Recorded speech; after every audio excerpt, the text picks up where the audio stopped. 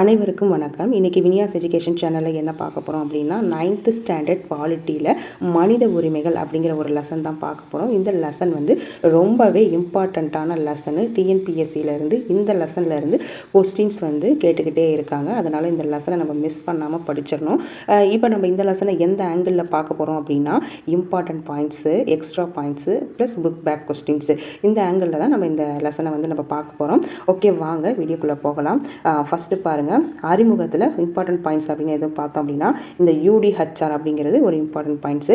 இதுதான் என்ன அப்படின்னா universal declaration of human rights அப்படின்னு சொல்லுவாங்க. தமிழில் சொல்லணும் அப்படின்னா மனித உரிமைகள் பற்றிய உலகளாவிய பேரறிக்கை அப்படின்னு வந்து சொல்லுவாங்க. இதை தவிர வேறு எதுவும் இந்த பேராவில் வந்து இம்பார்ட்டன்ட் பாயிண்ட்ஸ் கிடையாது. அடுத்து இந்த பேராவை பார்த்தோம் அப்படின்னா இந்த பேராவில் காந்தியடிகளை பற்றின ஒரு நிகழ்வு கொடுத்துருப்பாங்க. என்ன அப்படின்னா காந்தியடிகள் வந்து 1893 ஜூன் 7ஆம் தேதி அப்போ தென்னாப்பிரிக்காவில் இருக்கக்கூடிய பிரிடோரியா அப்படிங்கிற இடத்துக்கு காந்தியடிகள் என்ன பண்ணுறாரு, முதல் வகுப்பில் பயணம் செஞ்சிட்ருப்பார். அப்போ வந்து இடையில வந்து ஒரு வெள்ளைக்காரன் வந்து ஏறுவான். ஏறினோன்னு அவன் என்ன சொல்கிறான், காந்திகிட்ட நீ வந்து 3rd கிளாஸ்க்கு போ அப்படின்னு வந்து சொல்லுவான். ஆனால் வந்து காந்தியடிகள் நான் முதல் வகுப்பு பயணச்சீட்டு வச்சுருக்கேன், அதனால் நான் ஃபஸ்ட் கிளாஸில் தான் இருப்பேன் அப்படின்னு சொல்கிறாரு. பட் ஆனால் அவன் வந்து நீ வந்து கருப்பு இனம் அப்படிங்கிற ஒரு காரணத்துக்காக அவன் 3வது கிளாஸ்க்கு போக சொல்கிறான். ஆனால் வந்து அவர் போகவே இல்லை. அதனால் அந்த வெள்ளைக்காரன் வந்து கடுமையாக கோவம் அடைஞ்சு என்ன பண்ணுறான், காந்தியடிகளை வந்து தள்ளிவிட்டுறான். அவன் தள்ளிவிட்ட அந்த இடம் தான் பீட்டர் மாரிட்ஸ்பர்க். அந்த இடத்துல விடிய விடிய குளூரில் அவர் மனசில் ஒரு சிந்தனை வந்து துளிர் விடுது. என்ன அப்படின்னா நம்ம வந்து இனிமேட்டு எதுக்காக போராடணும், இந்த இன ஒதுக்கல் கொள்கைக்காக நம்ம என்ன செய்யணும், போராடணும் அப்படிங்கிற ஒரு எண்ணம் அவருக்கு தோன்றுது. அதுவும் எந்த முறையில் அப்படின்னா சத்தியாகிரகம் அப்படிங்கிற ஒரு அகிம்சை முறையில் வந்து நம்ம போராடணும் அப்படின்றதுக்காக அன்னைக்கு அந்த இடத்துல அவர் அகிம்சை வழி போராட்டத்தை நடத்தி அந்த போராட்டத்தில் அவர் வெற்றியும் பார்க்குறாரு. ஸோ இந்த நினைவாஞ்சலி பாருங்கள், நம்ம காந்தி வந்து அந்த 7th ஜூன் 1993 இறக்கி விட்டார்ல பீட்டர் மாரிட்ஸ்பர்க், அந்த இடத்துல அவருக்காக நம்ம காந்தியடிகளுக்காக ஒரு நினைவு கல்வெட்டு ஒன்று வச்சுருக்காங்க. ஓகேவா, இதுதான் அந்த நினைவு கல்வெட்டு, பாருங்கள், பார்த்துக்கோங்க. அடுத்து வந்து அடுத்த பேரால என்ன முக்கியமான பாயிண்ட்ஸ் அப்படின்னு பார்க்கலாம். மனித உரிமைகள் அப்படின்னா என்னன்னு சொல்லி இந்த பேரால சொல்லியிருக்காங்க. மனித உரிமைகளை பற்றி ஐநா சபை வந்து ஒரு கோட் வந்து சொல்கிறாங்க. என்ன அப்படின்னா இன, பாலின, தேசிய, இனக்குழு, மொழி, மதம் அல்லது வேறு தகுதி அடிப்படையை பொறுத்து மாறுபடாமல் மனிதர்களாக அனைவருக்கும் மரபா இருக்கக்கூடிய உரிமை தான் மனித உரிமை. எவர் ஒருவருக்கும் இந்த உரிமையை வழங்குவதில் என்ன செய்யக்கூடாதான், பாரபட்சம் காட்டக்கூடாது. இந்த கோர்ஸ் அப்படியே கொடுத்துட்டு இதை சொன்னது யாருன்னு கேட்பாங்க. யார் அப்படின்னா ஐநா சபை வந்து சொல்லியிருக்காங்க. ஓகே, இப்போ மனுஷனாக பிறக்கிறாங்க அப்படின்னா அனைத்து மனிதர்களுக்கும் என்ன ஒரு மரபான விஷயங்கள் இருக்குதோ அந்த விஷயங்கள் அனைத்தும் அனைத்து மனிதர்களுக்கும் கிடைக்க வேண்டும். அதுதான் வந்து என்னன்னா மனித உரிமை. அப்படி கிடைக்காத பட்சத்தில், ஏதோ ஒரு காரணத்துக்காக கிடைக்காத பட்சத்தில் என்னென்ன காரணங்களாக இருக்கலாம், இன காரணமாக இருக்கலாம், பாலின காரணமாக இருக்கலாம், தேசியம், இனக்குழு, மொழி, மதம், இன்னும் வேறு சில தகுதி அடிப்படையை பொறுத்து கூட அந்த காரணங்கள் அமையலாம். இந்த காரணங்களால் அவங்களுக்கு அந்த மனித உரிமைகள் என்ன செய்து மறுக்கப்படுது. அப்படி அவ்வாறு மறுக்கப்படாமல் இருக்கணும். ஓகேவா, அதுதான் மனித உரிமை அப்படின்னு சொல்லிட்டு ஐநா சபை வந்து சொல்கிறாங்க. ஓகே, இந்த மனித உரிமை நாள் வந்து நம்ம எப்போ செலிப்ரேட் பண்ணுறோம் அப்படின்னா டிசம்பர் 10 வந்து நம்ம வந்து என்ன பண்ணுறோம், செலிப்ரேட் பண்ணுறோம். ஒவ்வொரு வருஷமும் எப்போ செலிப்ரேட் பண்ணுறோம், டிசம்பர் 10 செலிப்ரேட் பண்ணுறோம். இதுதான் லாஸ்ட் குரூப் 4 எக்ஸாமில் கேட்டிருந்தாங்க. மனித உரிமை நாள் வந்து எப்போ செலிப்ரேட் பண்ணுறாங்கன்னு சொல்லி கேட்டிருந்தாங்க. நோட் பண்ணி வச்சுக்கோங்க. ஓகே, அடுத்து இந்த பேரால முக்கியமான பாயிண்ட்ஸ் எதுன்னு பார்த்தா இங்கே பாருங்கள், அக்டோபர் 24 1945 ஐநா சபை தொடங்கப்பட்டது அப்படின்னு வந்து சொல்கிறாங்க. ஓகே, ஐநா சபை அப்படின்னா என்னென்னா அதாவது உலகத்தில் வந்து ஒரு அமைதியை வந்து ஏற்படுத்தணும் அப்படிங்கிறதுக்காக ஒரு உருவாக்கப்பட்ட சபை தான் இந்த ஐநா சபை. இந்த ஐநா சபை வந்து இந்த மீண்டும் வந்து உலகப்போர் வந்து ஏற்படாமல் இருக்கிறதுக்காகவும் ஏற்படுத்தினாங்க. முதல் உலகப்போர் எப்போ நடந்துச்சு, நம்மளுக்கு 1914 1918 வரைக்கும் முதல் உலகப்போர் நடந்துச்சு. அடுத்து 2ஆம் உலகப்போர் வந்து 1939 1945 வரைக்கும் நடந்துச்சு. இந்த 45ஓட முடிவில் தான் அவங்க வந்து அந்த அக்டோபர் மாதம் தான் இந்த ஐநா சபையை வந்து அவங்க வந்து தொடங்குறாங்க. ஓகே, இந்த 2ஆம் உலகப்போரில் வந்து அதிக பாதிப்பு ஏற்படுது. என்ன அப்படின்னா ஜப்பானில் வந்துட்டு ஹிரோஷிமா நாகசாகி அந்த இடத்துல வந்து லிட்டில் பாய் ஃபேட் மேன் அப்படிங்கிற ஒரு அணுக்கதிர் பாதிப்பு அதிகமாக ஏற்படுத்தக்கூடிய அந்த நியூக்ளியர் பாம்ஸை வந்து என்ன செஞ்சிருவாங்கன்னா போட்டுருவாங்க. அதனால் இன்ன வரைக்குமே பல பிரச்சனைகள் வந்து ஏற்பட்டு இருக்கு. ஸோ இன்னுமேட்டும் இந்த மாதிரி பிரச்சனைகள் வந்து வரக்கூடாது அப்படிங்கிற ஒரு காரணத்துக்காக ஏற்படுத்தப்பட்ட ஒரு உலகளாவிய அமைப்பு தான் இந்த ஐநா சபை. இந்த ஐநா சபை தொடங்கப்பட்ட நாள் எது அப்படின்னா அக்டோபர் 24 1945. ஓகே, அந்த நாளை தான் நம்ம ஐநா சபை நாளாக இன்ன வரைக்கும் என்ன செஞ்சுட்டு இருக்கோம், செலிப்ரேட் பண்ணிட்டு இருக்கோம். ஸோ ஐநா சபை நாள் நாள் எதுன்னு கேட்டாங்கன்னா அக்டோபர் 24. எந்த வருஷம் ஸ்டார்ட் பண்ணாங்கன்னா 1945 ஸ்டார்ட் பண்ணியிருக்காங்க. ஓகே, அடுத்து இந்த பேரால ஒருத்தரை பற்றி கொடுத்துருக்காங்க. யார் அப்படின்னா நெல்சன் மண்டேலா அவர்களை பற்றி கொடுத்துருக்காங்க. நெல்சன் மண்டேலா அவர்களும் இன ஒதுக்கல் கொள்கைக்காக தென்னாப்பிரிக்காவில் போராடியவர் தான் நெல்சன் மண்டேலா.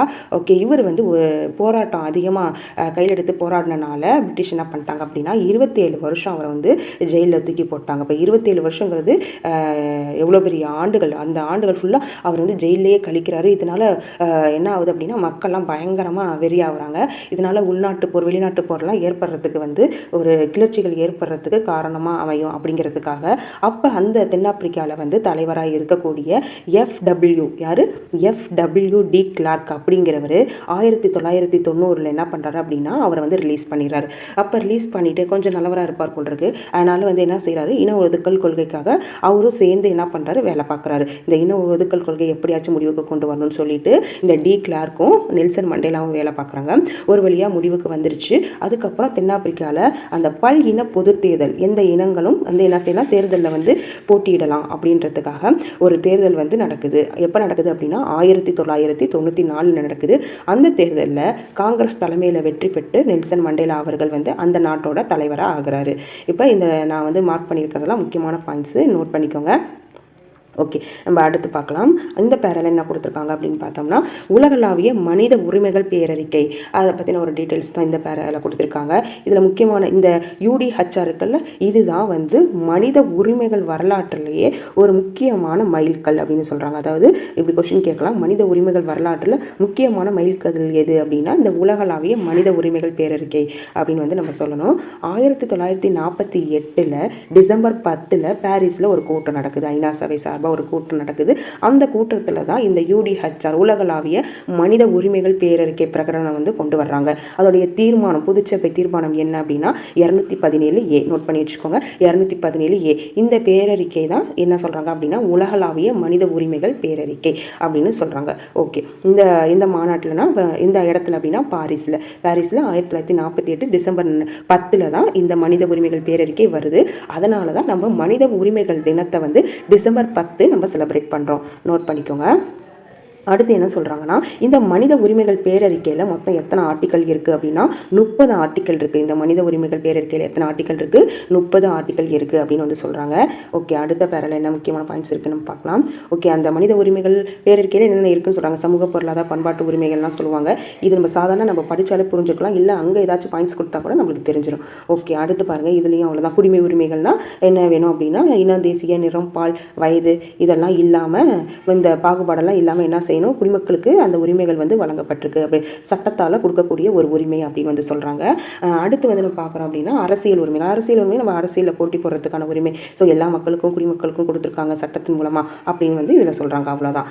ஓகே, அடுத்து நம்ம பார்க்க போகிறது என்ன அப்படின்னா அடிப்படை உரிமைகள். நம்ம கான்ஸ்டியூஷனில் அடிப்படை உரிமைகள் அப்படிங்கிறது பார்ட் 3 இருக்குது. இந்த அடிப்படை உரிமைகள்னால் உலகத்திலேயே நீளமானது எது, நம்ம அடிப்படை உரிமைகள் தான் உலகத்திலேயே நீளமானது. நம்ம அடிப்படை உரிமைகள் எங்கேருந்து எடுத்துக்கிட்டோம் அப்படின்னா அமெரிக்காவிலேருந்து தான் எடுத்துக்கிட்டோம். நம்ம அடிப்படை உரிமைகளை வந்து மேக்னா கார்ட்டா ஆஃப் இந்தியா, அதாவது இந்தியாவின் மகா சாசனம் அப்படின்னு சொல்லுவாங்க. ஓகே, இந்த அடிப்படை உரிமைகள் மொத்தம் எத்தனை அப்படின்னு பார்த்தோம்னா ஸ்டார்டிங்கில் ஒரு 7 இருந்துச்சு, இப்போ வந்து 6 தான் இருக்குது. ஸ்டார்டிங்கில் இருந்த அந்த சொத்துரிமை அப்படிங்கிற ஒரு அடிப்படை உரிமையை சாதாரண உரிமையாக மாற்றிட்டாங்க. அது எந்த அமெண்ட்மெண்ட் ஆக்ட் அப்படின்னா 44th அமெண்ட்மெண்ட் ஆக்ட் 1978 வந்துட்டு அந்த சொத்துரிமையை வந்து என்ன பண்ணிட்டாங்க அப்படின்னா பார்ட் 12, அதாவது 300A போய் சேர்த்துட்டாங்க. ஏன் அப்படி சேர்த்தாங்க அப்படின்னா அதாவது இந்த அடிப்படை உரிமைகள், இது வந்து அடிப்படை உரிமைகள் கிடைக்கல அப்படிங்கிற பட்சத்தில் எல்லாரும் என்ன பண்ணலாம் அப்படின்னா டைரெக்டாக வந்து சுப்ரீம் கோர்ட் போகலாம். இதுதான் கான்ஸ்டியூஷனில் இருக்கக்கூடிய ஒரு செட்டப்பு. ஆனால் வந்து என்ன அப்படின்னா இந்த சொத்துரிமை தானே அதிகமான பிரச்சனை, கேஸ் அப்படின்னு சொல்லிட்டு நிறையா வரும். அதனால் வந்து நிறையா கேசஸ் வந்து எங்கே குமிஞ்சிருச்சு அப்படின்னா சுப்ரீம் கோர்ட்டில் குமிஞ்சிருச்சு. ஏன்னா இந்தியாவுக்கே ஒரே சுப்ரீம் கோர்ட் தானே இருக்குது. அதனால் வந்து என்ன பண்ணுறாங்க அப்படின்னா சரி சொத்துரிமையை வந்து நம்ம என்ன பண்ணக்கூடாது, அடிப்படை உரிமையாக வச்சுக்கக்கூடாது, அதை வந்து சாதாரண உரிமையாக மாற்றணும் அப்படிங்கிறதுக்காக 1978 44th அமெண்ட்மெண்ட் ஆக்ட் படி அதை ஒரு சாதாரண உரிமையாக மாற்றிடுவாங்க. ஓகே, இப்போ நம்மள்கிட்ட இருக்கிறது எத்தனை அடிப்படை உரிமைகள் அப்படின்னா மொத்தம் 6 அடிப்படை உரிமைகள் தான் இருக்குது. ஓகே, இது என்னென்ன அப்படின்னு சொல்லி நம்ம பார்க்கலாம். சமத்துவம், சமத்துவ உரிமை அப்படின்னு கொடுத்துருக்காங்க. சமத்துவ உரிமை வந்து ஆர்டிகல் 14லேருந்து 18 வரைக்கும் இருக்கும். என்னது ஆர்டிகல் 14 to 18 வரைக்கும் சமத்துவ உரிமை இருக்கும். சுதந்திர உரிமை வந்து ஆர்டிகல் 19லேருந்து ஆர்டிகல் 19 to 22 வரைக்கும் இருக்கும். சுரண்டலுக்கு எதிரான உரிமை வந்து 23 and 24 வந்து இருக்கும். அடுத்து வந்து சமய மற்றும் மனச்சான்று சுதந்திரத்துக்கான உரிமை இது ஆர்டிகல் 25லேருந்து ஆர்டிகல் 28 வரைக்கும் இருக்கும். அடுத்து சிறுபான்மையினருக்கான பண்பாடு மற்றும் கல்வி உரிமைகள் இது ஆர்டிகல் 29 and 30. அடுத்து பாருங்கள் 31 இருக்காது. ஏன் அப்படின்னா அதுதான் இப்போ சொன்னேன் இல்லையா சொத்துரிமை. அந்த சொத்துரிமையை தான் இப்போ 300A கொண்டு போயிட்டாங்க. இதுக்கு 300A வந்து கொண்டு போய் சேர்த்துட்டாங்க. இந்த 300A எங்கே இருக்குன்னா பார்ட் 12 இருக்குது. இங்கே இருக்குது பார்ட் 12 இருக்குது. இதெல்லாம் நோட் பண்ணி வச்சுக்கோங்க, உங்களுக்கு யூஸ்ஃபுல்லாக இருக்கும். கண்டிப்பாக கொஸ்டின்ஸ் இதுலேருந்து கேட்பாங்க. ஓகே, அடுத்து அரசியலமைப்பு வழி தீர்வுகளுக்கான உரிமை தான் ஆர்டிகல் 32. ஓகே, அடுத்து வந்து இதை ஒவ்வொன்றையும் அவங்க எக்ஸ்பிளைன் பண்ணி சொல்லியிருப்பாங்க. ஃபஸ்ட்டு வந்து அதில் சமத்துவ உரிமை. சமத்துவ உரிமைன்னா என்ன? எல்லாத்துக்கும் சமமாக எல்லா விஷயமும் கிடைக்கணும் அப்படிங்கிறது தான் சமத்துவ உரிமை. எந்த ஒரு பாரபட்சமும் காட்டக்கூடாது அப்படிங்கிறது தான் சமத்துவ உரிமை. ஓகே, அடுத்து வந்து முக்கியமான பாயிண்ட்ஸ் மட்டும் பார்க்கலாம். இது வந்து சும்மா சமத்துவ உரிமைனா நம்மளுக்கு தெரியும், எல்லாரும் சமமாக இருக்கணும், இனம் பால் இந்த மாதிரி விஷயத்தில் நம்ம யாரும் பிரித்து பார்க்கக்கூடாது அப்படின்றத சொல்லியிருப்பாங்க. அடுத்து வந்து பாருங்கள் சுதந்திர உரிமை. மொத்தம் நம்மளுக்கு எத்தனை வகையான சுதந்திர உரிமைகள் இருக்குன்னா 6 வகையான சுதந்திர உரிமைகள் இருக்குது. என்னென்ன அப்படின்னு பார்க்கலாம். பேச்சுரிமை, ஆயுதமின்றி கூடும் உரிமை, சங்கங்கள் அமைக்கும் உரிமை, இந்தியாவில் எந்த பகுதியில் வேணாலும் வசிச்சுக்கலாம் அப்படிங்கிற உரிமை, இந்தியா முழுவதும் சுதந்திரமாக நடமாடும் உரிமை, எந்த தொழிலையும் வணிகத்தையும் செய்யும் உரிமை அப்படின்றது வந்து ஒரு 6 சுதந்திர உரிமைகள் கொடுத்துருக்காங்க. ஓகே, இதுக்காக நம்ம என்ன பண்ண போகிறோம் அப்படின்னா 6 சுதந்திர உரிமைகள் கொடுத்துருக்காங்க அப்படின்றதுக்காக நம்ம இஷ்டத்துக்கு நம்ம செயல்பட முடியாது. எனக்கு வந்து பேச்சுரிமை கொடுத்துருக்காங்க அப்படின்றதுக்காக என்ன பண்ண முடியாது, மேடையில் ஏறி மயக்க பிடிச்சி இஷ்டத்துக்கு பேச முடியாது. ஆயுதமின்றி கூடும் உரிமை கொடுத்துருக்கான்றதுக்காக நம்ம அதை வந்து மிஸ்யூஸ் பண்ணக்கூடாது. இந்த உரிமையில் ஒரு குறிப்பிட்ட வரையறையோடு தான் இருக்கும் அப்படின்றத வந்து இவங்க வந்து சொல்கிறாங்க. அடுத்து பாருங்கள் சுரண்டலுக்கு எதிரான உரிமை. சுரண்டலுக்கு எதிரான உரிமைனா இப்போ குழந்தைகள்லாம் 14 வயசுக்கு உட்பட்ட குழந்தைகள்லாம் என்ன பண்ணுறாங்க அப்படின்னா இந்த சுரங்கங்கள் ஆபத்தான வேலையெல்லாம் செய்கிறாங்க இல்லையா, அந்த மாதிரிலாம் செய்யக்கூடாது. அவங்க வந்து பள்ளி படிப்பை கொடுக்கணும். அதனால் அந்த குழந்தைகள் வந்து சுரண்டப்படுவதை தடுக்கணும் அப்படின்றதுக்காக இந்த உரிமை வந்து கொடுத்துருக்காங்க. ஓகே, அடுத்து வந்து சமய சுதந்திரம் மற்றும் பகுத்தறிவுக்கான உரிமை. அதாவது என்னென்னா அவங்க எந்த சமயத்தை வேணாலும் யார் வேணாலும் பின்பற்றலாம், அதுக்கு எந்த ஒரு தடையும் இல்லை எனக்கு எந்த சமயமும் வேணாம் அப்படின்னு சொல்லி நான் மனசாட்சிப்படி வந்து வாழ்கிறதுக்கு உரிமை இருக்குது அப்படின்னாலும் அவந்தப்படியும் வாழ்ந்துக்கலாம். அதுதான் இதில் வந்து சொல்கிறாங்க. ஓகே, அடுத்து வந்து என்னென்னா பண்பாடு மற்றும் கல்வி உரிமைகள். அதாவது தங்களுடைய பண்பாட்டையோ தங்களுடைய கலாச்சாரத்தை வளர்க்குறதுக்காகவோ அதுக்காக அவங்க வந்து என்ன செஞ்சுக்கலாம் அப்படின்னா கல்விக்கூடங்கள்லாம் அமைச்சுக்கலாம். என்னது கல்விக்கூடங்கள். ஃபார் எக்ஸாம்பிள் இப்போ கிறிஸ்டின் ஸ்கூல்ஸ், முஸ்லீம் ஸ்கூல்ஸ், ஹிந்து ஸ்கூல்ஸ்னு தனித்தனியாக இருக்குல்ல, அந்த மாதிரிலாம் அவங்களுடைய மதங்களை வந்து வளர்க்கறதுக்காக அவங்க வந்து என்ன செஞ்சுக்கலாம் அப்படின்னா அவங்க கலாச்சாரங்களை வளர்க்குறதுக்கு வந்து என்ன பண்ணிக்கலாம் அப்படின்னா வந்து கல்விக்கூடங்கள் வந்து நிர்வகிக்கலாம். பட் ஆனால் அங்கே சேர வர குழந்தைகளை இந்த மதத்தினர் மட்டும்தான் சேரணும் அப்படிங்கிறதெல்லாம் சொல்லக்கூடாது அப்படின்னு வந்து சொல்கிறாங்க.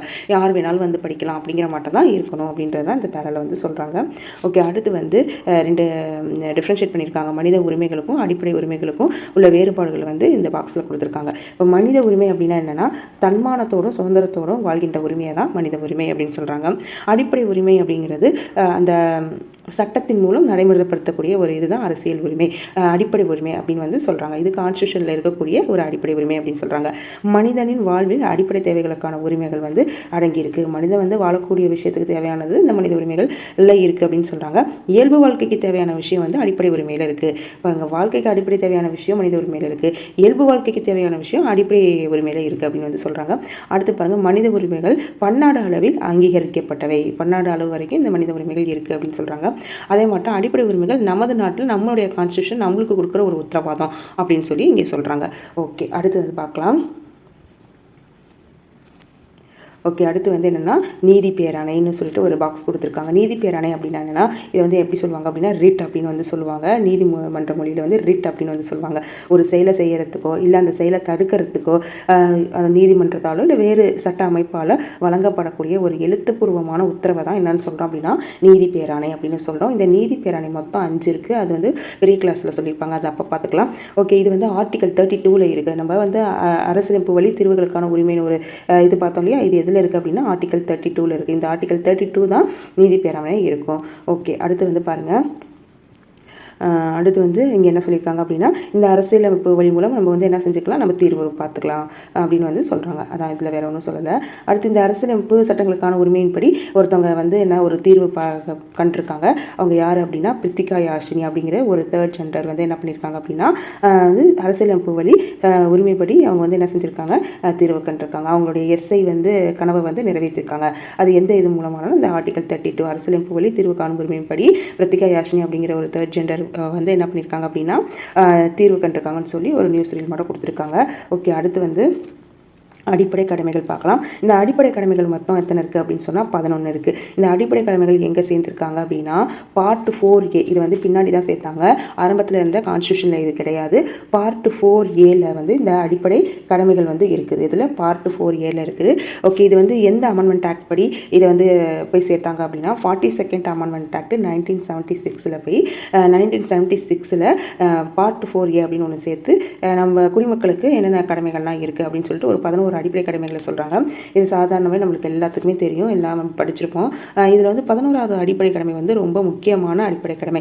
என்ன அப்படின்னு பார்த்தோம்னா 14 வயசு வரை உள்ள குழந்தைகளோட பெற்றோர் காப்பாளர் குழந்தைகளோட கல்விக்கான வாய்ப்பை வந்து ஏற்படுத்தி கொடுக்கணும் அப்படின்னு வந்து இந்த 11வது அடிப்படை கடமை வந்து சொல்லுவாங்க. அதாவது என்னென்னா குழந்தையோட கார்டியன்ஸ் வந்து என்ன பண்ணணும் அப்படின்னா குழந்தைகளுக்கு வந்து கல்வி கொடுக்கணும் அப்படிங்கிற ஒரு விஷயத்தை வந்து அவங்க வந்து என்ன செய்கிறாங்கன்னா முன்வைக்கிறாங்க. ஓகே, இது வந்து எப்படி சொல்லுவாங்க அப்படின்னா ஆர்டிகல் 51A அப்படின்னு சொல்லுவாங்க. இந்த ABCD அப்படின்னு சொல்லி போட்டு நீங்கள் வர்றப்ப இந்த இடத்துல இது வந்து K அப்படின்னு சொல்லி வரும். இது வந்து எந்த ஆர்டிக்கல் இருக்குன்னா ஆர்டிக்கல் 51A சேர்த்தது தானே, அதனால் A போடுறாங்க. இது K அப்படிங்கிற ஒரு இதில் இருக்குது, அதனால் 51AKல இது இருக்குது. இதை வந்து நோட் பண்ணி வச்சுக்கோங்க. இது வந்து எப்போ அப்படின்னா 86th அமெண்ட்மெண்ட் ஆக்ட் 2022ல் என்ன பண்ணுறாங்க அப்படின்னா இந்த இதை வந்து மாற்றுறாங்க.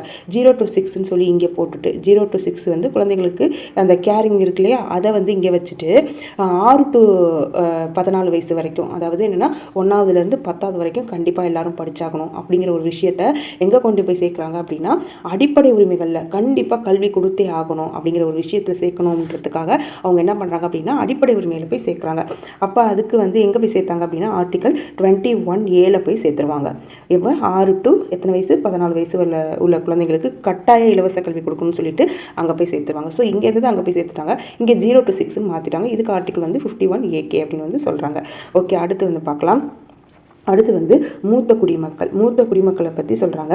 வயசானவங்க, பெற்றோர்கள், இவங்கெல்லாம் வந்து என்ன செய்கிறாங்கன்னா கைவிடப்பட்டுறாங்க இல்லையா, அதனால் அவங்களுக்கு கண்டிப்பாக என்ன செய்யணும், நம்ம வந்து கண்டிப்பாக பிள்ளைங்கள்லாம் பார்த்துக்கணும் அப்படிங்கிற ஒரு விஷயத்தை வந்து வலியுறுத்தணும், அது அவங்களுடைய கடமை அப்படிங்கிறதுக்காக என்ன செய்கிறாங்க அப்படின்னா 2007 ஒரு சட்டம் வருது. என்னென்னா இந்த சட்டம் பிள்ளைங்களுக்கும் வாரிசுகளுக்கும் தங்கள் பெற்றோரை அல்லது மூத்த குடிமக்களை பாதுகாக்குமாறு கேட்டுக்கொள்ளும் சட்டப்பூர்வ வேண்டுகோள் அப்படின்னு சொல்கிறாங்க. சட்டப்பூர்வ வேண்டுகோள் இது 2007 இங்கே வந்து என்ன செஞ்சுருக்காங்க அப்படின்னா இந்த சட்டம் வந்து கொண்டு வந்திருக்காங்க. இதை வந்து தெரிஞ்சு வச்சுக்கோங்க. ஓகே, அடுத்து வந்து என்னென்னா இந்திய மனித உரிமைகள் ஆணையம். அதாவது இப்போ வந்து நம்ம என்ன பார்த்துட்டோம், UDHR பார்த்துட்டோம், அதாவது universal declaration of human rights, அது பார்த்தாச்சு. இப்போ வந்து நம்ம எங்கே வந்திருக்கோம் அப்படின்னா இந்தியாவுக்கு வந்திருக்கோம். இப்போ இந்தியாவில் வந்து அந்த ஹியூமன் ரைட்ஸ் கமிஷன் வந்து எப்படி இயங்குது அப்படின்ற விஷயத்தை வந்து நம்ம இந்த பேரால வந்து நம்மளுக்கு சொல்லியிருப்பாங்க. இது வந்து நேஷனல் ஹியூமன் ரைட்ஸ் கமிஷன், அதாவது NHRC அப்படின்னு வந்து சொல்லுவாங்க. இந்த மனித உரிமை பாதுகாப்பு சட்டம் வந்து இந்தியாவில் வந்து எப்போ கொண்டு வந்தாங்க அப்படின்னா 1993 கொண்டு வந்திருப்பாங்க. எந்த மாதம் அப்படின்னா அக்டோபர் 12. இதை நோட் பண்ணி வச்சுக்கோங்க. 1993 அக்டோபர் 12 தான் இந்திய மனித உரிமைகள் ஆணையம் வந்து என்ன செஞ்சுச்சு, தொடங்கப்பட்டுச்சு. ஓகே, இது ஒரு தன்னாட்சி அமைப்பு. இது வந்து என்னது, ஒரு தன்னாட்சி அமைப்பு. ஒரு தலைவர் இருப்பாங்க, சில உறுப்பினர்கள் இருப்பாங்க. இது நேஷனல் ஹியூமன் ரைட்ஸ் கமிஷனில் ஒரு தலைவர், சில உறுப்பினர்கள் வந்து இருப்பாங்க, அவ்வளோதான். ஓகே, அடுத்து வந்து நம்ம இதோடைய பணிகள்லாம் என்னென்ன அப்படின்னு சொல்லிட்டு பார்க்கலாம். இதோடைய பணிகள் பாருங்கள். மனித உரிமை மீறல் அல்லது அத்தகைய மீறல் குறித்து அரசு ஊழியர் அலட்சியம் காட்டுதல் ஆகியவை விசாரணை நடத்துகிறது. அதாவது என்னன்னா ஒரு இடத்துல மனித உரிமை மீறல் நடந்திருந்தாலோ அல்லது அந்த மனித உரிமை பற்றி மீறலை பற்றி ஒரு அதிகாரி வந்து அலட்சியம் காட்டுறாங்க, அதை பற்றி கண்டுக்காம அலட்சியத்தை ஏற்படுத்தினாலோ இவங்க உள்ள புந்து என்ன செய்வாங்கன்னா விசாரணை நடத்துவாங்க.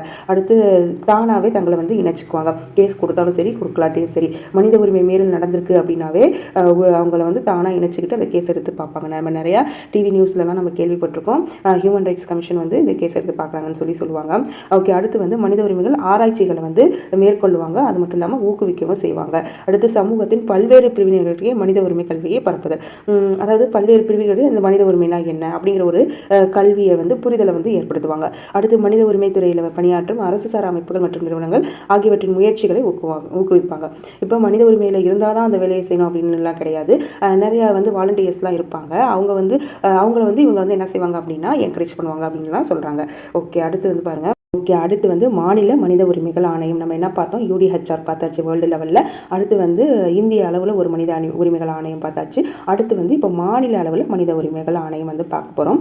இதுவும் 1993 இந்த சட்டத்தின்படி நம்ம மாநிலத்தில் எப்போ ஏற்படுத்தப்பட்டுச்சு அப்படின்னா 1997 ஏப்ரல் 17 தான் இந்த ஆணையம் வந்து உருவாக்கப்பட்டுச்சு. என்ன ஆணையம்? மாநில மனித உரிமைகள் ஆணையம் வந்து உருவாக்கப்பட்டுச்சு அப்படின்னு வந்து சொல்கிறாங்க. ஸோ இது வந்து இருக்காது, இதை வந்து நீங்கள் நோட் பண்ணி வச்சுக்கோங்க. ஓகே, அடுத்து வந்து என்ன சொல்கிறாங்க அப்படின்னா இந்த ஆணையத்தில் வந்து எத்தனை மெம்பர்ஸ் இதெல்லாம் நம்ம பார்க்கலாம். ஓகே, மாநில மனித உரிமைகள் ஆணையத்தோட பணிகள்லாம் சொல்லியிருக்காங்க. இதில் வந்து எத்தனை மெம்பர்ஸ் அப்படின்னா ஒரு மெம்பர் தான். அங்கே இந்திய அளவில் ஒரு மெம்பர் தானே இருந்தாங்க, அந்த மாதிரி இங்கேயும் வந்து பாருங்கள் ஒரு தலைவர் இருப்பாங்க, 2 உறுப்பினர்கள் இருப்பாங்க. என்ன, ஒரு தலைவர் 2 உறுப்பினர்கள் இருப்பாங்க. இது வந்து பாருங்கள் உரிமையியல் நீதிமன்றத்துக்கு இணையாக அதிகாரம் இருக்குது அப்படின்னு வந்து சொல்கிறாங்க. என்னது, உரிமையியல் நீதிமன்றத்துக்கு இணையான அதிகாரம் இந்த மாநில மனித உரிமை ஆணையத்துக்கு இருக்குது அப்படின்னு வந்து சொல்கிறாங்க. அடுத்து பாருங்கள், பாதிக்கப்பட்டவர்களுக்கு இழப்பீடு வழங்க பரிந்துரைகளும் இந்த மாநில மனித உரிமைகள் ஆணையம் வந்து செய்யலாம் அப்படின்னு சொல்கிறாங்க. இதுதான் மாநில மனித உரிமைகள் ஆணையம். இதை வந்து பார்த்து வச்சுக்கோங்க. இப்போ தற்போதைய தலைவர் யார் அப்படின்னா பாஸ்கரன் அப்படிங்கிறவர் தான் தற்போதைய தலைவராக இருக்கார். அதே மாட்டம் இந்திய மனித உரிமைகள் ஆணையத்துடைய தலைவர் யார் அப்படின்னு பார்த்தா இப்போ இருக்கிறவர் அருண்குமார் மிஸ்ரா. இதை நோட் பண்ணி வச்சுக்கோங்க. இப்போ 2024 யார் இருக்கிறா அப்படின்னா நேஷனல் ஹியூமன் ரைட்ஸ் கமிஷனுக்கு அருண்குமார் மிஸ்ராவும், அதே மாட்டம் ஸ்டேட் ஹியூமன் ரைட்ஸ் கமிஷனுக்கு பாஸ்கரன் அப்படிங்கிறவரும் இருக்கிறாரு. ஓகே, அடுத்து வந்து பார்க்கலாம் குழந்தைகளுக்கான உரிமைகள். ஃபஸ்ட்டு வந்து என்ன பார்த்தோம், உலக அளவில் பார்த்தாச்சு. அடுத்து வந்து என்ன பார்த்துருக்கோம் அப்படின்னா அடிப்படை உரிமைகளை பற்றி பார்த்தாச்சு. அடுத்து நம்ம இந்திய அளவில் மனித உரிமைகள், மாநில அளவில் மனித உரிமைகள் பார்த்தாச்சு. இப்போ குழந்தைகளுக்கான உரிமைகளை பார்க்க போகிறோம். ஓகே, இப்போ குழந்தைகளுக்கான உரிமைகளை பற்றி என்ன சொல்கிறாங்க அப்படின்னு சொல்லி பாருங்கள். ஐக்கிய நாடுகள் அவை வந்து என்ன சொல்லுது அப்படின்னா 18 வயசு வரைக்கும் உள்ள எல்லாத்தையும் என்னன்னு சொல்லுது, குழந்தைகள் அப்படின்னு சொல்லுது. 18 வயசு வரைக்கும் இருக்கிறவங்கள குழந்தைகள் அப்படின்னு சொல்லுது. ஓகே, இது வந்து ஏற்றுக்க முடியுமா அப்படின்னா 18 வயசு வரைக்கும் குழந்தைகளாக இருக்கிறவங்கள ஏற்றுக்கலாம். பட் குழந்தைகளாக இல்லாதவங்கள எப்படி ஏற்றுக்கிறதுன்னு தெரில. ஏன்னா நம்ம எல்லாருமே கேள்விப்பட்டிருக்கோம். டிசம்பர் 2012 வந்து ஒரு நிர்பயா கேஸ், அதாவது அந்த பொண்ணை வந்து ரேப் பண்ண கேஸில் வந்துட்டு ஒரு பையன் 18 வயசுக்குள்ளே இருக்கிறான். அவனை எப்படி நம்ம குழந்தையாக ஏற்றுக்க முடியும்? ஏற்றுக்க முடியாதுல. மனதளவில் அவங்க குழந்தையாக இருக்காங்களா இல்லையா அப்படிங்கிறது பார்க்கணும் அப்படிங்கிறது எல்லாத்தோடைய விருப்பமும் கூட. ஓகே, இப்போ அவங்களுக்கு என்னென்ன தேவை, இந்த குழந்தைகளுக்கு என்னென்ன தேவை அப்படின்னு பார்த்தோம்னா வாழ்வாதாரத்திற்கான உரிமை, குடும்ப சூழலுக்கான உரிமை. ஏன்னா குழந்தைங்கன்னா குடும்ப சூழலில் இருக்கணும் இல்லையா, அதுக்கான உரிமை அவங்களுக்கு இருக்கணும். கல்விக்கான உரிமை, சமூக பாதுகாப்பு உரிமை, பாலியல் தொல்லைகளுக்கு எதிரான உரிமை, விற்பது அல்லது கடத்தலுக்கு எதிரான உரிமை, குழந்தை உழைப்பு முறை போன்ற மற்ற சுரண்டலுக்கு எதிரான உரிமை. இதெல்லாம் அவங்களுக்கு வந்து இந்த உரிமைகள்லாம் கொடுக்கப்படணும் அப்படின்னு வந்து சொல்கிறாங்க.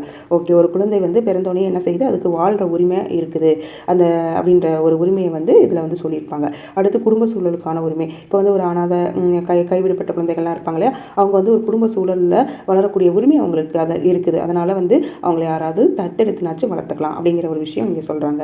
சமூக பாதுகாப்பு உரிமை, இது நம்மளுக்கு தெரியும். நம்ம சமூகத்தில் வந்து குழந்தைகளுக்கு என்ன செய்யணும், கண்டிப்பாக பாதுகாப்பு இருக்கணும். அவங்களுக்கு ஏதாச்சும் ஒரு நிதி உதவி அரசு வந்து ஏற்பாடு பண்ணி தரணும். ஏன்னா குழந்தைகள் இல்லையா, அதனால் அவங்களுக்கு நிதி உதவியெல்லாம் என்னது அரசு வந்து ஏற்படுத்தி கொடுக்கணும் அப்படிங்கிறது இந்த பேரால வந்து சொல்லுவாங்க. அடுத்து வந்து கல்விக்கான உரிமை, குழந்தைகளுக்கு கண்டிப்பாக கல்வி இருக்கணும். இப்போ நான் சொன்னேன் இல்லையா, 21A வந்துட்டு 6 to 14 வயசு உள்ள குழந்தைகளுக்கு இலவச கட்டாய கல்வி. அது எந்த வருஷம் அப்படின்னா இந்திய நாடாளுமன்றம் 2009 கல்வி உரிமை சட்டத்தை வந்து நிறைவேற்றுது. இது ரொம்ப முக்கியமான பாயிண்ட். 2009 கல்வி உரிமை சட்டத்தை நம்ம இந்திய நாடாளுமன்றம் நடைமுறைப்படுத்துச்சு. இதை வந்து நல்லா நோட் பண்ணி படிச்சு வச்சுக்கோங்க. அடுத்து பாருங்க. ஓகே, இலவச மற்றும் கட்டாய கல்வி உரிமை சட்டம் வந்து 2009 கொண்டு வந்திருக்காங்க. ஒவ்வொரு குழந்தையும் தொடக்க கல்வி பயில உரிமை உள்ளது என்பதை வலியுறுத்துறதுக்காக தான் இங்கே கொண்டு வந்திருக்காங்க. குழந்தைகள் தொடக்க கல்வி முடியும் வரை அருகாமையில் உள்ள பள்ளியில் இலவசமாக கட்டாய கல்வி வந்து அளிக்க இந்த சட்டம் வழிவகை செய்து கல்வி பயிலும் குழந்தை எந்த வகையான கட்டணமும் செலுத்த தேவையில்லை, இலவசமாகவே படிச்சுக்கலாம். குழந்தைங்க வந்து படிக்கிறதுக்கு எந்த ஒரு கல்வி கட்டணமும் தேவையில்லை. அதற்கான ஒரு கல்வி உரிமை சட்டம் தான் நம்ம இந்திய நாடாளுமன்றம் என்ன செஞ்சிருக்கு, இயற்றிருக்கு. எந்த வருஷம் அப்படின்னா 2009. ஓகே, அப்போ அடுத்து பாருங்க. அடுத்து இந்த பாக்ஸில் மலாலா யூசுஃப்சாய் அவங்கள பற்றி வந்து கொடுத்துருக்காங்க. இவங்க வந்து பாகிஸ்தானில் பிறந்தவங்க. இவங்களுக்கு தான் நோபல் ப்ரைஸ் வந்து கொடுத்துருக்காங்க. எப்போ அப்படின்னா 2014 கொடுத்துருக்காங்க. அப்போ நோபல் ப்ரைஸ் வாங்குறப்ப இவங்களுடைய ஏஜ் என்ன அப்படின்னா 17 வயசு தான். யங்கஸ்ட் நோபல் ப்ரைஸ் வின்னர் யார் அப்படின்னா மலாலா யூசுஃப்சாய் தான். ஓகே, இவங்க வந்து என்ன பண்ணாங்க அப்படிங்கிறது இந்த பாக்ஸில் பார்க்கலாம். நான் பள்ளியை நேசித்தேன், ஆனால் அடிப்படைவாதிகள் என் வசிப்பிடமான ஸ்வாட் பள்ளத்தாக்கினை ஆக்கிரமித்த பொழுது அனைத்தும் மாறியது. பெண்கள் பள்ளிக்கு செல்ல முடியவில்லை. மற்ற பெண்களுக்காகவும் எங்களது கல்வி கற்கும் உரிமைக்காகவும் நான் குரல் கொடுத்தேன். அக்டோபர் 2012 பள்ளியிலிருந்து வீடு திரும்பும் பொழுது, இப்போ 2012 அக்டோபரில் அவங்க வந்து என்ன செய்கிறாங்க அப்படின்னா பள்ளியிலேருந்து வீடு திரும்பியிருக்காங்க. அப்போ துப்பாக்கி ஏந்திய ஒருவர் எங்கள் பேருந்தில் ஏறி இதில் மலாலா யார் என்று கேட்டு என் தலையின் இடது பக்கத்தில் சுட்டான். 10 நாட்கள் கழிந்து இங்கிலாந்தில் உள்ள பர்மிங்ஹாம் அப்படிங்கிற ஒரு ஹாஸ்பிட்டலில் வந்து கண்முழிச்சு பார்க்குறாங்க. எங்கே? இங்கிலாந்தில் இருக்கக்கூடிய பர்மிங்ஹாம் அப்படிங்கிற இடத்துல கண்முழிச்சு பார்க்குறாங்க. பல மாதங்கள் அறுவை சிகிச்சையிலும் மறுவாழ்வு சிகிச்சையிலும் கழிந்தது. இங்கிலாந்தில் உள்ள எனது புது வீட்டில் என் குடும்பத்தினரோடு மீண்டும் சேர்ந்த நான் ஒவ்வொரு பெண் குழந்தையும் பள்ளி செல்லும் வரை என் போராட்டத்தை தொடர்வேன் என்று உறுதி பூண்டேன். அதாவது என்னன்னா, இவ்வளோ அடிபட்டு இவ்வளோ ஒரு பெரிய பிரச்சனையிலேருந்து மீண்டு வந்து அவங்க என்ன செய்கிறாங்க, அவங்களுடைய கொள்கையிலேருந்து விலகலை. திருப்பியும் என்ன செய்கிறாங்க அப்படின்னா, பெண் குழந்தை வந்து ஒவ்வொரு பெண் குழந்தையும் பள்ளி செல்லும் வரை என் போராட்டத்தை தொடர்வேன் அப்படின்னு சொல்லி உறுதி பூண்டிருக்காங்க. அனைத்து பெண்களும் 12 வருட இலவச பாதுகாப்பான 12 வருட இலவச பாதுகாப்பான மற்றும் தரமான கல்வி பயில வேண்டும் என்பதை உறுதி செய்ய நான் ஒவ்வொரு நாளும் போராடுவேன் அப்படின்னு சொல்லியிருக்காங்க. 130 மில்லியன் பெண்கள் 130 மில்லியன் பெண்கள் பள்ளியில் பயிலாத இன்றைய சூழலில் நான் செய்ய வேண்டிய வேலைகள் அதிகம் உள்ளன. கல்வி மற்றும் சமத்துவத்திற்கான என்னோடு சேர்ந்து போராடுவீர்கள் என நம்புகிறேன். நாம் இணைந்து பெண்கள் கல்வி பயின்று வழிநடத்தும் ஒரு உலகை உருவாக்குவோம்.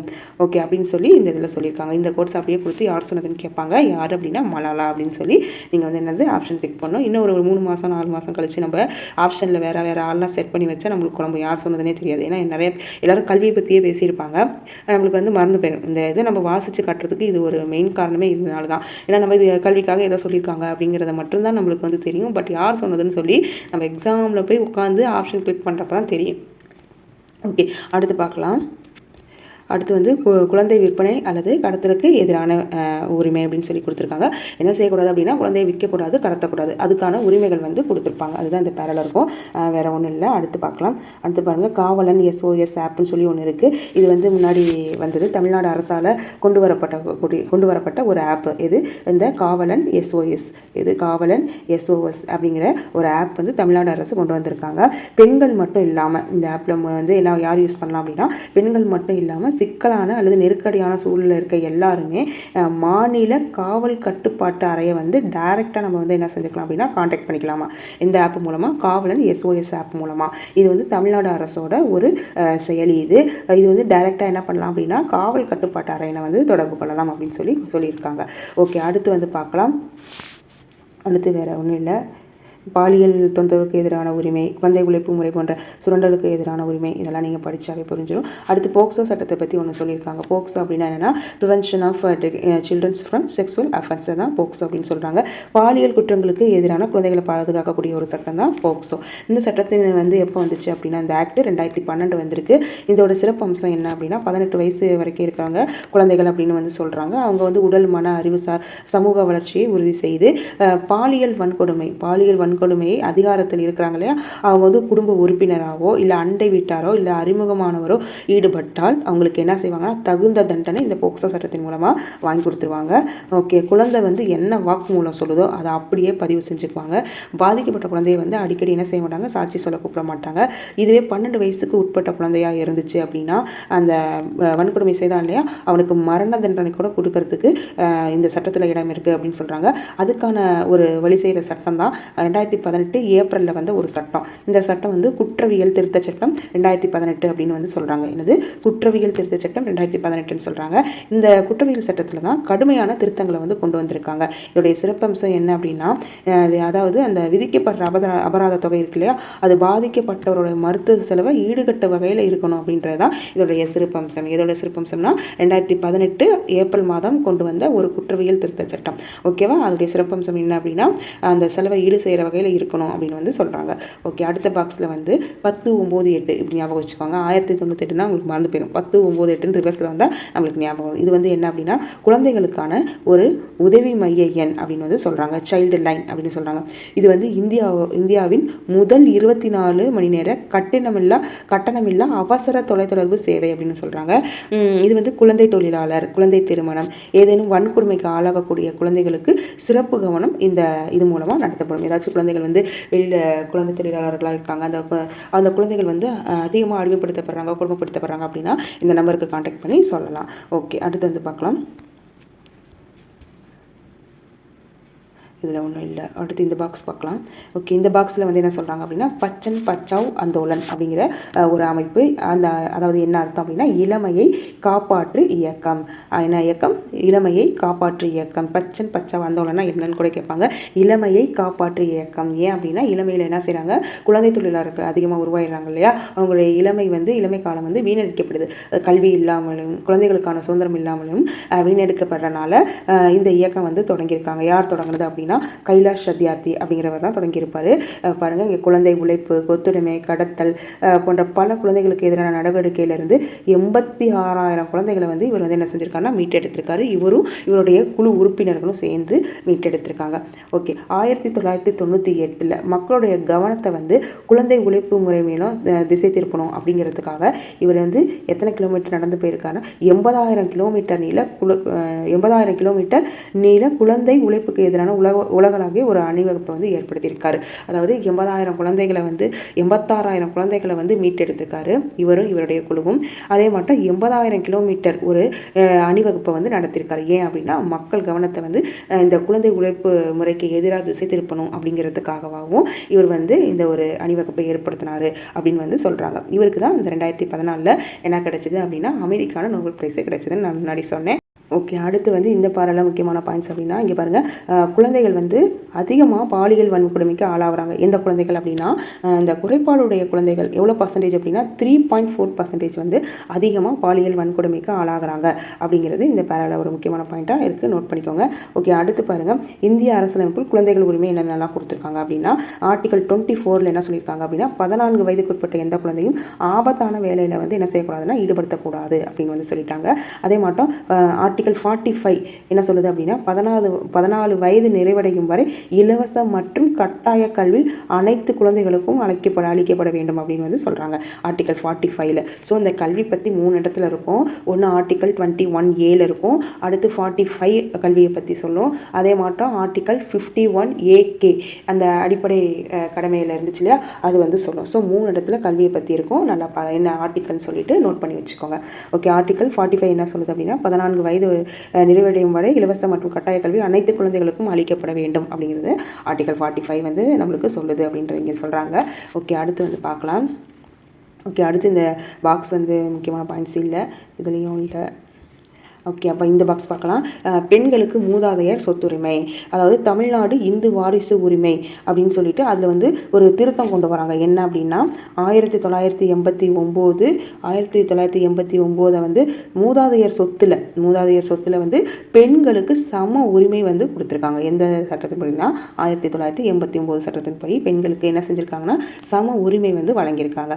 ஓகே, மத்திய அரசு எப்போ கொடுத்தாங்க அப்படின்னா இந்து வாரிசு உரிமை சட்டத்தின்படி 2005 வந்து இந்த திருத்தத்தை வந்து கொடுத்துருக்காங்க. என்ன அப்படின்னா மூதாதையர் சொத்துல பெண்களுக்கும் பங்கு இருக்குது அப்படின்னு தமிழ்நாடு அரசு 1989லையும் மத்திய அரசு வந்து 2005லையும் ஒரு திருத்தம் கொண்டு வந்திருக்காங்க அப்படிங்கிறத இந்த பாக்ஸில் வந்து சொல்கிறாங்க. ஏன் அப்படின்னா பெண்களுக்கும் சம உரிமை இருக்குது அப்படிங்கிறத வந்து சொல்கிறதுக்காக பெண்களுக்கும் சொத்துல பங்கு இருக்குது அப்படின்றத இந்த உரிமை மூலமாக நம்மளுக்கு வந்து என்ன செய்து கிடைக்கிது. ஓகே, அடுத்து பார்க்கலாம். ஓகே, அடுத்து இந்த பாக்ஸை பாருங்கள். பெண் தொழிலாளர் நலனும் டாக்டர் B.R. அம்பேத்கரும், அதாவது பெண் தொழிலாளர்கள் நலனுக்காக டாக்டர் B.R. அம்பேத்கர் அவர்கள் என்னென்னலாம் செஞ்சுருக்காரு அப்படின்னா பார்த்துக்கோங்க. சுரங்க தொழிலாளர் பேறுகால நன்மை சட்டம், பெண் தொழிலாளர் நலநிதி, பெண்கள் மற்றும் குழந்தை தொழிலாளர் பாதுகாப்பு சட்டம், பெண் தொழிலாளர்களுக்கான பேறுகால நன்மைகள், நிலக்கரி சுரங்கங்களில் சுரங்கப் பணிகளில் பெண்களை ஈடுபடுத்தப்படுவதற்கான தடையை மீட்டெடுத்தல் போன்ற சட்டங்கள்லாம் யாரு கொண்டு வந்தது அப்படின்னா டாக்டர் B.R. அம்பேத்கர். பெண் தொழிலாளர்களுக்காக இந்தியாவில் வந்து இதெல்லாம் நம்மளுக்கு வந்து கொடுத்துருக்காரு. ஓகேவா, இது வந்து இந்த பாக்ஸ் என்னென்னு சொல்லி பார்த்து வச்சுக்கோங்க. அடுத்து பாருங்கள். ஓகே, அடுத்து வந்து இடஒதுக்கீடை பற்றி சொல்லியிருக்காங்க. இடஒதுக்கீடு வந்து நம்ம தமிழ்நாட்டில் எவ்வளோ கொடுத்துருக்காங்க அப்படின்னா, அரசு வேலைவாய்ப்புலையும் கல்வியிலையும் 69% வந்து இடஒதுக்கீடு கொடுத்துருக்காங்க. இங்கே அது என்ன அப்படிங்கிறத லிஸ்ட் அவுட் பண்ணியிருக்காங்க. பிற்படுத்தப்பட்டோர் அதாவது பிசிக்கு வந்து 26%, இது வந்து பிசி முஸ்லீமுக்கு 3%, எம்பிசிக்கு வந்து ஒரு 20%, 18% வந்து எஸ்சி, பழங்குடியினா எஸ்டி அவங்களுக்கு ஒரு பர்சன்டேஜ். ஓகே, டோட்டலாக 69% வந்து நம்மளுக்கு வேலைவாய்ப்புக்கு வந்து கொடுக்குறாங்க. அது மட்டும் இல்லாமல் பெண்களுக்கு வந்துட்டு 30% வந்து இடஒதுக்கீடு கொடுக்குறாங்க. மாற்றுத்திறனாளிகளாக இருந்தால் 4% ஒதுக்கீடு வந்து கொடுக்குறாங்க. அதாவது முன்னுரிமை அடிப்படையில் அவங்க வந்து இடஒதுக்கீட்டில் வந்து வராங்க. அடுத்து பாருங்கள், பிஎஸ்டிஎம்னு ஒரு சர்டிஃபிகேட் இஷ்யூ பண்ணுவோம் இல்லையா, அந்த இது வச்சுருந்தா 20% வந்து என்ன செய்கிறாங்கன்னா இடஒதுக்கீடு கொடுக்குறாங்க. ஓகே, அவ்வளோதான் இதில் சொல்லியிருக்காங்க. அடுத்து வந்து என்னென்னு பார்க்கலாம். அடுத்து வந்து தகவல் அறியும் உரிமை சட்டம். அதாவது இந்த கவர்மெண்ட் அஃபிஷியல்ஸ்லாம் இருப்பாங்களே, அவங்கள பற்றின தகவலாக இருந்தாலும் சரி, இல்லை வேறு ஒரு நபர் அவருடைய தகவல்களாக இருந்தாலும் சரி, நம்ம வந்து இந்த தகவல் அறியும் உரிமை சட்டத்தின் மூலமாக நம்ம என்ன செய்யலாம் அப்படின்னா தகவல்களை கேட்டு தெரிஞ்சுக்கலாம். ஓகே, இப்போ வந்து இந்த சட்டம் வந்து எப்போ கொண்டு வந்தாங்க அப்படின்னா 2005 அக்டோபர் கொண்டு வந்தாங்க. எந்த டேட் அப்படின்னா அக்டோபர் 12. இங்கே வந்து இல்லை, நீங்கள் நோட் பண்ணி வச்சுக்கோங்க. அக்டோபர் 12 தான் இதை வந்து கொண்டு வந்தாங்க. இந்த சட்டத்தின்படி என்ன செய்யணும் அப்படின்னா, நம்ம வந்து என்ன பண்ணோம் அப்படின்னா தகவல் அறியணும் அப்படின்றதுக்காக நம்ம போய் ஃபார்ம்லாம் ஃபில்அப் பண்ணி கொடுத்தோம் அப்படின்னா அவங்க வந்து 30 நாளுக்குள்ளே என்ன செய்யணும்னா தகவலை வந்து கலெக்ட் பண்ணி நம்மளுக்கு கொடுக்கணும் அப்படின்னு வந்து சொல்கிறாங்க. ஓகே, அடுத்து வந்து என்னென்னா, இதுக்காக அவங்க வந்து அதிகாரிகிட்டேருந்து ஒரு கட்டணமாக ஒரு குறிப்பிட்ட தொகை வந்து வசூலிக்கிறாங்க. அவங்க வந்து இந்த 30 நாளைக்குள்ளே கண்டுபிடிச்சி கொடுக்கல அப்படின்னா ஒரு அதிகாரிகிட்டேருந்து கட்டணமாக ஒரு குறிப்பிட்ட தொகையை வசூலித்து கொடுக்குறாங்க அப்படின்னு சொல்கிறாங்க. அவ்வளோதான். அடுத்து பார்க்கலாம். அடுத்து பாருங்கள். இப்போ படிக்க தெரியாதவங்க, எழுத தெரியாதவங்களாம் எப்படி ஃபார்ம் ஃபில்அப் பண்ணுறது அப்படின்னு நம்ம கவலைப்படுறதுக்கு வந்து அவசியம் இல்லை. ஏன்னா பொது தகவல் அலுவலர் உதவி செய்ய வேண்டும்னு வந்து சொல்லியிருக்காங்க. பாருங்கள், அவங்களுக்குலாம் யார் உதவி செய்யணுமா அப்படின்னா பொது தகவல் அலுவலர் தான் அவங்களுக்கு வந்து என்ன செய்யணும், உதவி செய்யணும் அப்படின்னு வந்து சொல்லியிருக்காங்க. ஓகே, தகவல் அறியும் உரிமை சட்ட செயல்பாட்டாளர்கள் 2 பேர் கொடுத்துருக்காங்க. யார் அப்படின்னா அருணா ராய், நிக்கில் தே அப்படின்னு சொல்லிட்டு 2 பேர்த்த கொடுத்துருக்காங்க. பார்த்து வச்சுக்கோங்க. ஓகே, அடுத்து வந்து பாருங்கள், தகவல் அறியும் உரிமை சட்டத்தில் எல்லாத்துடைய தகவல்களும் நம்ம கேட்டு தெரிஞ்சுக்கலாமா அப்படின்னா அது கிடையாது. ஒரு 3 பேர்த்துக்கு இதில் விதிவிலக்கு. யார் அப்படின்னா நாட்டின் பாதுகாப்பு மற்றும் உளவுத்துறை எல்லை பாதுகாப்பு படை, அதாவது பார்டர் செக்யூரிட்டி ஃபோர்ஸ். யார்? பார்டர் செக்யூரிட்டி ஃபோர்ஸுக்கு இவங்களை பற்றி எனக்கு தகவல் தெரியணும் நீங்கள் போய் கேட்டிங்கன்னா தரமாட்டாங்க. ஏன்னா இவங்கெல்லாம் விதிவிலக்கு, இதெல்லாம் ரகசியமாக சில விஷயங்கள்லாம் வச்சுருப்பாங்க. ஸோ அவங்க ரகசியங்களை வந்து இவங்க வந்து தரமாட்டாங்க அப்படிங்கிறத இங்கே வந்து என்ன சொல்கிறாங்கன்னா மென்ஷன் பண்ணுறாங்க. அடுத்து யார்? மத்திய சேம காவல் படை, அதாவது சிஆர்பிஎஃப். இது ஆர் கிடையாது, எஃப், அதாவது சென்ட்ரல் ரிசர்வ் போலீஸ் ஃபோர்ஸ் அப்படின்னு வந்து சொல்லுவாங்க. மத்திய சேம காவல் படை, சென்ட்ரல் ரிசர்வ் போலீஸ் ஃபோர்ஸ் அப்படின்னு வந்து சொல்லுவாங்க. அடுத்து யார்? உளவுத்துறை யார்? இங்கிலீஷில் என்ன சொல்லுவோம் அப்படின்னா இன்டெலிஜென்ட் பீரோ அப்படின்னு வந்து சொல்லுவோம். இவங்களுடைய தகவல்களை மட்டும் நம்ம வந்து என்ன செய்ய முடியாது, இந்த சட்டத்தின் மூலமாக கேட்டு வாங்க முடியாது அப்படின்றத இங்கே மென்ஷன் பண்ணுறாங்க. ஓகே, அடுத்து பார்க்கலாம் என்ன கொடுத்துருக்காங்கன்னு. ஓகே, இந்த இடத்துல என்ன சொல்கிறாங்க அப்படின்னா 30 நாளைக்குள்ள அவங்க தகவல்களை தரலை அப்படின்னா அங்கே வந்து என்ன சொன்னாங்க அப்படின்னா அவங்களுக்கு அபராதம் வந்து சொல்லியிருந்தாங்க இல்லையா, கட்டணமாக ஒரு குறிப்பிட்ட தொகையாக வசூலிக்கப்படும் அப்படின்னு வந்து சொல்லியிருந்தாங்களே. அது மட்டும் இல்லாமல் மேல்முறையீடும் பண்ணலாம் அப்படின்னு வந்து இந்த பாயிண்டில் சொல்கிறாங்க. என்னது? மேல்முறையீடும் பண்ணலாம் ஒரு விண்ணப்பத்தை அப்படின்னு வந்து இங்கே சொல்கிறாங்க. ஓகே, அடுத்து இந்த பாக்ஸில் என்ன கொடுத்துருக்காங்க அப்படின்னா கேரளாவில் வந்து 10 வருஷமாக கடையில் வேலை செய்கிற பெண்கள் இருக்காங்க இல்லையா, கேரளாவில் 10 வருஷமாக கடையில் வேலை செய்கிற பெண்கள் வந்து 12லேருந்து 14 மணி நேரம் வரைக்கும் நின்றுக்கிட்டே தான் வேலை செய்யணும். 5 நிமிஷம் மட்டும்தான் அவங்களுக்கு என்ன செய்கிறாங்க ஓய்வு எடுக்கிறதுக்காக பர்மிஷன் கொடுக்குறாங்க. இது எவ்வளோ பெரிய குடும்பம் பாருங்களேன். இது வந்து என்ன பண்ணுறாங்க, இதுக்காக எல்லா குரல்களும் கண்டன குரல்கள்லாம் எழுது. அதனால் இது வந்து என்ன பண்ணுறாங்க அப்படின்னா பரிசீலித்து இந்த பிரச்சனையை வந்து பரிசீலித்து 2018 ஜூலையில், இப்போ 2018 ஜூலையில் ஒரு சட்டத்திருத்தம் கொண்டு வராங்க. என்ன அப்படின்னா பெண்கள் வந்து சட்டத்திருத்தம் கொண்டு வந்தனால இவ்வளோ நேரம்லாம் பெண்களுக்கு வேலைகள் வந்து கொடுக்கக்கூடாது அப்படின்னு ஒரு சட்டம் கொண்டு வந்து பெண்களுக்கு விடுதலை வாங்கி கொடுக்குறாங்க. இது வந்து கேரள அரசு வந்து பண்ணுறாங்க அப்படின்னு சொல்லி இங்கே வந்து சொல்கிறாங்க. அடுத்து பாருங்கள், தொழிலாளர் நலனில் டாக்டர் BR அம்பேத்கரோட பங்களிப்புகள் அப்படின்னு சொல்லி கொடுத்துருக்காங்க. தொழிற்சாலையில் வந்து வேலை செய்கிற நேரத்தை வந்து குறைச்சி விட்டார். அடுத்து தொழிற்சங்கங்களுடைய கட்டாய அங்கீகாரம் பெறணும் அப்படின்ற மாற்றம் சொல்லியிருக்காரு. அடுத்து இந்தியாவில் வேலைவாய்ப்பு அலுவலகங்களை வந்து அமைச்சிருக்காங்க. அடுத்து தொழிலாளர் காப்பீட்டுக் கழகம் ESI கொண்டு வந்தது அம்பேத்கர் தான். தொழிலாளர்களுக்கான குறைந்தபட்ச ஊதியம் நச்சு கொடுக்கணும் அப்படிங்கிறத கொண்டு வந்திருக்காரு. அடுத்து நிலக்கரி மற்றும் மைக்கா சுரங்கத்தில் வருங்கால வைப்பு நிதியை வந்து கொண்டு வந்தது யார் அப்படின்னா அம்பேத்கர் அப்படின்னு சொல்லி இந்த பாக்ஸில் வந்து கொடுத்துருக்காங்க. ஓகே, அடுத்து வந்து பார்க்கலாம். அடுத்து வந்து தொழிலாளர் உரிமைகள் நம்ம தொழில் அது படித்தாலே புரிஞ்சிடும். அடுத்து வந்து என்ன சொல்லியிருக்காங்கன்னா 39B அப்படிங்கிறது அதாவது 39Bன்னு ஒரு ஆர்டிக்கல் இருக்குது. இந்த ஆர்டிக்கல் என்ன சொல்லுது அப்படின்னா ஆண் பெண் 2 பேத்துக்குமே சம வேலைக்கு சம ஊதியம் அப்படிங்கிறத உறுதி செய்யுது அப்படின்னு வந்து சொல்கிறாங்க. இப்போ வந்து பெண்கள் அப்படின்னா குறைச்சி கொடுக்கலாம் சம்பளத்தை அப்படிங்கிற எண்ணம் வந்து இதனால் என்ன செய்யுது அப்படின்னா உடை தெரியப்படுது அப்படின்னு சொல்லலாம். ஆர்டிக்கல் 39B சம வேலைக்கு சம ஊதியம் அப்படிங்கிறத சொல்லுதுன்னு சொல்லி இங்கே சொல்கிறாங்க. ஓகே, இப்போ நம்ம படித்ததை வச்சு இந்த புக் பேக் கொஸ்டின் வந்து நம்ம அடிக்கலாம். ஓகே, இன ஒதுக்கல் என்னும் கொள்கையை பின்பற்றிய நாடு எது? எந்த நாடு? தென் சூடான், தென்னாப்பிரிக்கா, நைஜீரியா, எகிப்து. இதில் எது அப்படின்னா இன ஒதுக்கலுக்காக தென்னாப்பிரிக்காவில் பாடுபட்டது யார்? Nelson Mandela. So option B தென்னாப்பிரிக்கா தான். அடுத்து பாருங்கள், ஒரு அரசாங்கத்தின் உருவாக்கம் மற்றும் நிர்வாகத்தில் பங்கு பெறுவது டேஷ். எது? அரசாங்கத்தோட உருவாக்கம் மற்றும் நிர்வாகத்தில் பங்கு பெறுறதுனாவே அரசியல் தான். ஓகே, அப்போ ஆப்ஷன் இ அரசியல். ஓகே, அடுத்து என்ன சொல்கிறாங்கன்னா ஒரு 10 வயது பையன் கடையில் வேலை பார்த்து கொண்டிருக்கிறான். எந்த உரிமையை பயன்படுத்தி அவன் மீட்பாய் அப்படின்னு சொல்லி கேட்டிருக்காங்க. நமக்கு நல்லாவே தெரியும், குழந்தை உழைப்பு மற்றும் சுரண்டலுக்கு எதிரான உரிமை. ஓகே, அடுத்து வந்து தகவல் அறியும் உரிமை சட்டத்தின்படி தகவலை பெறுவதற்கான கால வரம்பு எவ்வளோ? இப்போ தான் நம்ம பார்த்தோம். 30 டேஸ்க்குள்ளே வந்து என்ன பண்ணணும்னா அவங்க தகவலை வந்து கொடுத்துடணும். அப்படி இல்லாட்டி அவங்களுக்கு அபராதம் இருப்பாங்க. அதுக்கப்புறம் நம்ம மேல்முறையீடு பண்ணலாம் அப்படின்னு சொல்லி இப்போ தான் நம்ம படித்தோம். ஸோ 30 நாட்கள். அடுத்து பாருங்கள், பின்வரும் கூற்றுகளில் எவை சரியானவைன்னு கேட்டிருக்காங்க. மாநில மனித உரிமை ஆணையம் 1993 நிறுவப்பட்டது அப்படின்னு சொல்லியிருக்காங்க. ஓகே, இது வந்து சரியா தவறா அப்படின்னா 1993 சட்டம் தான் வந்துச்சு. என்னது? 1993 சட்டம் வந்துச்சு. அதுபடி மாநிலத்தில் 1997 தான் இந்த ஆணையம் வந்து அமைக்கப்படுறாங்க. ஸோ அப்போ இது வந்து என்ன தவறு அப்படின்னு நம்மளுக்கு வந்து என்ன செஞ்சிருச்சு தெரிஞ்சிச்சு. ஆப்ஷன் 1 வந்து தவறு. அடுத்து வந்து பாருங்கள் என்ன ஆப்ஷன் கொடுத்துருக்காங்கன்னா இது ஓர் உரிமையியல் நீதிமன்றத்துக்கு உள்ள அதிகாரங்களை பெற்றுள்ளது. ஆமாம், நம்ம படித்தோம் இல்லையா, இது வந்து மாநில மனித உரிமை ஆணையம் வந்து உரிமையியல் நீதிமன்றத்துக்கு வந்து இணையாக இருக்குது. அதாவது அதிகாரங்களை வந்து பெற்றிருக்கு அந்த நீதிமன்றத்துக்கு இணையாக அப்படின்னு வந்து நம்ம படித்தோம். அடுத்து இதன் அதிகாரம் மாநில எல்லையை கடந்தும் செயல்படும். எப்படி? மாநில ஹியூமன் ரைட்ஸ், அதாவது ஸ்டேட் ஹியூமன் ரைட்ஸ் கமிஷன் வந்துட்டு அதோட எல்லைக்குள்ளே மட்டும்தான் செயல்படும், அந்த எல்லையை தாண்டி செயல்படாது அப்படின்னு நம்ம படித்தோம். ஸோ அப்போ இந்த ஆப்ஷன் என்னது? செயல்படும், எல்லையை கடந்து செயல்படும் அப்படின்னு சொல்லியிருக்காங்க. ஸோ இந்த ஆப்ஷன் என்னது? தப்பு. அடுத்து இது பாதிக்கப்பட்டவர்களுக்கு இழப்பீடு வழங்க பரிந்துரைக்கலாம். ஓகே, இது சரி. அப்போ ஆப்ஷன் 1 ஆப்ஷன் 3 தப்பு, ஆப்ஷன் 2 4 சரி. இங்கே 2 4 அப்படிங்கிற ஒரு ஆப்ஷனே இல்லை, தவறுதலாக கொடுத்துருக்காங்க. இது கரெக்டான ஆன்சர் 2 4 தான். ஓகே, அடுத்து பார்க்கலாம். கீழ்கண்ட வாக்கியங்களை கவனி. கூற்றிய உரிமைகளும் கடமைகளும் ஒரு நாணயத்தின் இரு பக்கங்கள் போன்றவை. ஆமாம், நாம் விரும்பும் மதத்தை பின்பற்றுவதற்கான உரிமை உண்டு. பிற மதத்தினர் இணக்கமான உறவை ஏற்படுத்துவதன் அவர்கள் உணர்வையும் மதிக்க வேண்டும். ஸோ இதுவும் சரி, இதுவும் சரியான விளக்கம்ன்றது நம்ம செலக்ட் பண்ணிக்கலாம். ஆப்ஷன் ஏ மற்றும் ஆர் இரண்டும் சரி. மேலும் ஆர் என்பது ஏவிற்கு சரியான விளக்கம் அப்படிங்கிறது தான் சரியான விடை. அடுத்து பாருங்க, ஐநா சபையின்படி டேஷ் வயது நிறைவு பெறாதோர் குழந்தை ஆவார். அதாவது 18 வயசு, நம்ம என்ன சொன்னோம், 18 வயசு இருக்கிறவங்க, 18 வயசு வரைக்கும் உள்ளவங்க தான் குழந்தைன்னு சொல்லி ஐநா சபை வந்து சொல்லுது அப்படின்னு சொல்லி பார்த்தோம். ஸோ இதுக்கு ஆப்ஷன் இ தான் சரியான விடை. அடுத்து வந்து பாருங்க, ஓகே, டேஷ்கான நோபல் பிரைஸு கைலாஷ் சத்யார்த்தி மற்றும் மலாலாவிற்கு கொடுக்கப்பட்டது. எதுக்கான நோபல் பிரைஸு? அமைதிக்கான நோபல் பிரைஸு கொடுத்தாங்க. ஓகே, அடுத்து வந்து கோடிட்ட இடங்களை நிரப்புக. என்ன சொல்கிறாங்கன்னா உலகளாவிய மனித உரிமை பிரகடனம் டேஷ் பிரிவுகளை கொண்டது. சொன்னேன் 30 ஆர்டிகல்ஸ் இருக்குது. எத்தனை? 30 ஆர்டிகல்ஸ் இருக்குது அப்படின்னு வந்து சொன்னேன். அடுத்து பாருங்கள், அடிப்படை கடமைகள் இந்திய அரசியலமைப்பு சட்டத்தின் டேஷ் சட்டத்திருத்தத்தின்படி சேர்க்கப்பட்டது. எப்போ அப்படின்னா 42nd அமெண்ட்மெண்ட் ஆக்ட் 1976. இது இந்த அடிப்படை கடமைகள் வந்து 1976 42nd அமெண்ட்மெண்ட் ஆக்ட் படி தான் சேர்த்தாங்க. அடுத்து தேசிய மனித உரிமை ஆணையம் டேஷ் ஆண்டு அமைக்கப்பட்டது. எந்த வருஷம் தேசிய மனித உரிமை ஆணையம்? 1993 படி.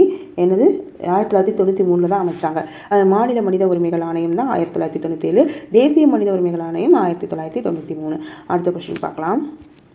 ஓகே, அடுத்து பெண்களுக்கான மூதாதையர் சொத்துரிமை சட்டத்தை 1989 நடைமுறைப்படுத்திய இந்திய மாநிலம் எது அப்படின்னா டெஃபரெண்ட்டாக இது தமிழ்நாடு தான். இது தமிழ்நாட்டில் தானே இந்த சொத்துரிமை சட்டத்தை வந்து 89 இன்ட்ரடியூஸ் பண்ணாங்க. ஓகே, அடுத்து வந்து பொறுத்துக்க பார்க்கலாம். வாக்களிக்கும் உரிமை அப்படின்னா என்னென்னா அது வந்து ஒரு அரசியல் உரிமை. வாக்களிக்கும் உரிமைங்கிறது ஒரு அரசியல் உரிமை.